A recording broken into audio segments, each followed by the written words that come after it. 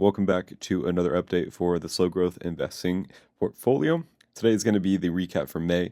This is a couple days early before June starts, but the market is about to close tomorrow, and then I don't think there's really going to be any changes that need to be documented. So I want to go ahead and dive in. So we are at a portfolio high for this specific portfolio. We're at nearly 7,900. So quite a big rebound this past month. If we just look in the past month, we're up 5% or almost $400. And then you could already see just how much of a rebound we've had since those lows in March. Let's go ahead and pop into our holdings before we pop into activity because I did make some changes this month.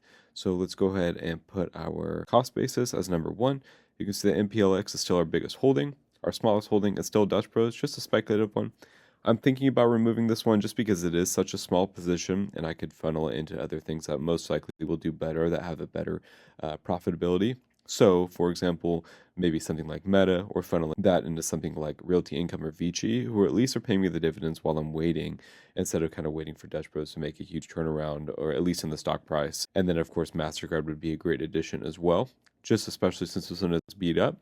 There's some issues with people thinking that this company isn't going to be resilient, but they've already invested a lot into the future of the company.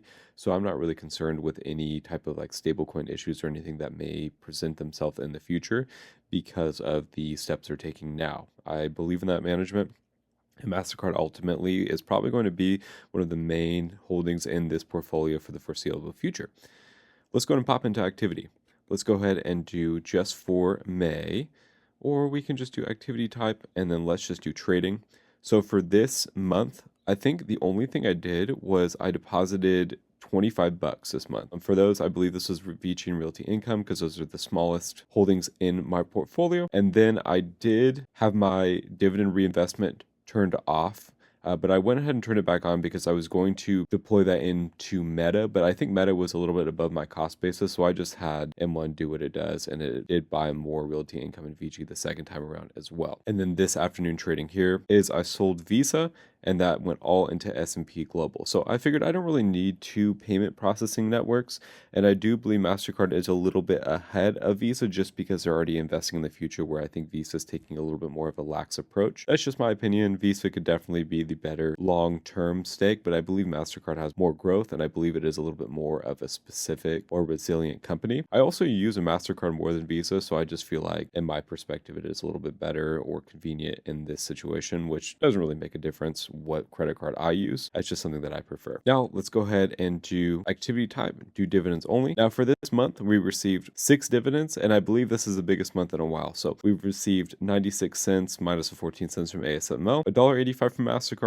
76 cents from Realty Income, 66 cents from Costco, $30.09 from MPLX, which of course is huge in comparison to the other ones. And then Cake, we got $1.04, which brings our total to one of the highest months that we've had in this portfolio so far. Let's go ahead and jump into Honest. Now, Honest is actually doing pretty good the past month. We could see the last time it was hovering like just above our cost basis. I will say that I did sell, I think, 22 shares for like a profit like $88. I just deposited that into my Roth IRA. But I just wanted to keep enough shares to sell contracts on these. I'm thinking about getting out of these shares and deploying that into like Nvidia or something that at least has a dividend, but I think I'm just going to hold on for now. That's just something that I'm kind of teetering with. We can see in the past 3 months we're at 50%, even though that's not really necessarily what we bought in at, but we do have an average cost of $2.99, which makes our total return 23% or $140. Again, super small. SoFi is another position that I'm considering starting, but I don't really know too much about the business. I know that their CEO believes that it could be a $1 trillion business in the next 5 to 10 years. But again, with the bank, we really just don't know what interest rates are going to be, how many customers are really going to flock to SoFi. I will say I have used their services recently, and I was impressed with how easy it was. But I just don't know too much about the business in order to invest that much capital in. And even if I did sell all my Honest shares, I can't even get 100 shares of SoFi just because it is so much more expensive. And I would at least like to sell contracts on my Robinhood position. That way I can earn a little bit extra capital. And that may be what I do for this Honest position just while I wait for it to appreciate. That way I can earn a little bit more income while I'm waiting.